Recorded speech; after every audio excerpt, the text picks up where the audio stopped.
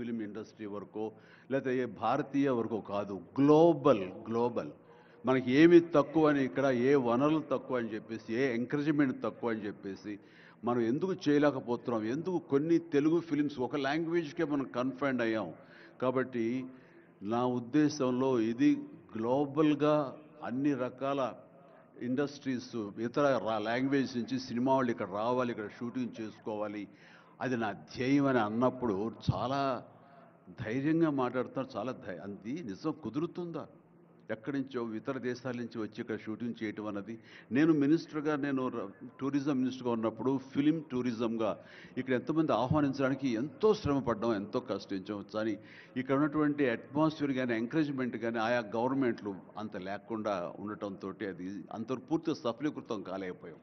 ఆ ఉద్దేశంతో నేను ఎంతో కొంచెం స్కెప్టికల్గానే ఉన్నాను. ఎంతవరకు కుదురుతుంది, ఈయన డ్రీమ్ సక్సెస్ చేయగలరా అని అనుకుంటూ, మీరు ఏమైనా చేయండి, మీ గైడెన్స్ ఇవ్వండి, మీరు ఏం చెప్తే దాన్ని ఫాలో అవడానికి మేమందరం రెడీగా ఉన్నామని ఒక మాట ఇచ్చి మాత్రం అన్నాను. కానీ విత్ ఇన్ నో టైం ఇంత పెద్ద ఎత్తున ఈయన అన్ని రకాల సెక్టార్స్ వాళ్ళని ఇన్వైట్ చేయటి, గ్లోబల్గా అందరినీ వెల్కమ్ చేసి ఈ రోజున అందులో ఒక పార్ట్గా సినిమాలను కూడా ఆయన వెల్కమ్ చేస్తున్నారంటే కనుక అది హ్యాట్స్ ఆఫ్. అది ఆయన ఒక్కరి వల్లే అయ్యింది అన్నట్టుగా కాకుండా అన్నది సాధ్యం చేసేలాగా ప్రాక్టికల్గా ఈ రోజు మనందరం చూస్తున్నాము.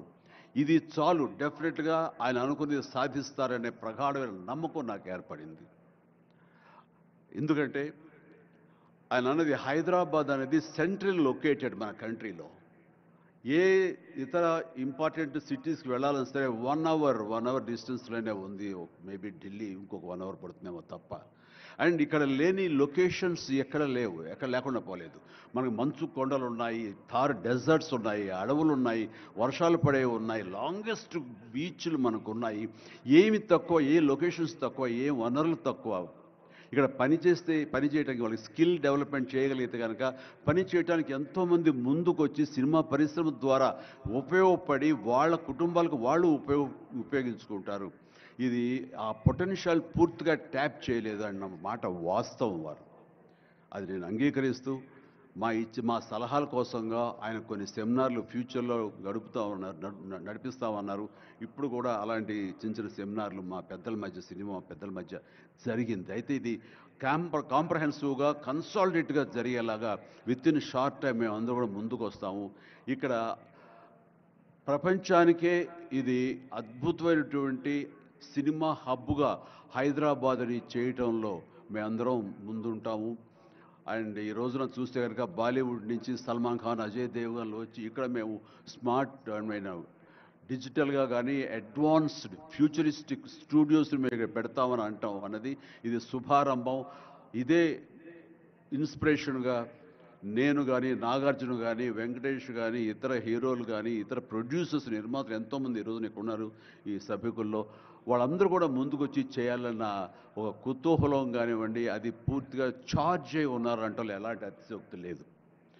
అండ్ ఈ రోజున ప్రపంచపరంగా చూస్తే సినిమా ప్రభావం ఎంత ఉంటుంది, ఈ సాఫ్ట్ పవర్ ఎంత ఉంటుందన్నది నేషనల్ వైడ్గా కూడా కేంద్ర ప్రభుత్వం కూడా వేవ్స్ అనేది ఒకటి ప్రారంభించి అందులో మమ్మల్ని అందరూ కూడా పార్ట్ చేశారు.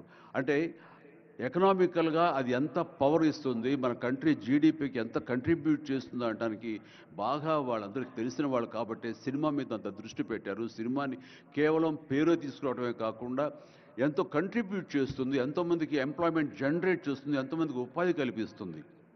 అంటే ఉదాహరణకి కొరియా తీసుకుంటే కనుక కొరియాలో బిగినింగ్ ఇనీషియల్గా వాళ్ళందరూ యూత్ అనేవాళ్ళు నైట్ ఈవినింగ్ అయ్యేసరికి చాలా పక్కదారులు పడుతున్నారు, కొన్ని వ్యసనాలకి లోనవుతున్నారు.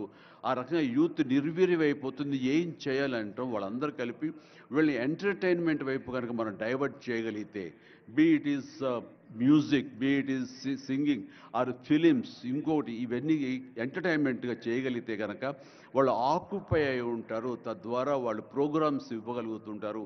వాళ్ళందరూ నిష్ణాతులయ్యి వాళ్ళ ఫ్యామిలీకి వాళ్ళు బాసటగా ఉంటారు. తద్వారా వాళ్ళ నుంచి జనరేట్ అయ్యి ఎంతో కొంత వాళ్ళు క్రైమ్ వైపు వెళ్లకుండా ఉంటారు. ఆ రకంగా క్రైమ్ రేట్ తగ్గించుకోవచ్చు అనే భావంతో కొరియన్ గవర్నమెంట్ స్టార్ట్ చేసింది. కానీ ఈ రోజున ప్రపంచపరంగా Korea K pop, K drama, K music అంటూ కొరియన్ను వాళ్ళ ఎకానమీ, వాళ్ళ జీడిపికి ఎంతో కొంత కంట్రిబ్యూట్ చేస్తుంది, ఎన్నో బిలియన్స్ ఆఫ్ డాలర్స్ కంట్రిబ్యూట్ చేస్తుంది ఈ యొక్క సాఫ్ట్ పవర్ మ్యూజిక్ అన్నది.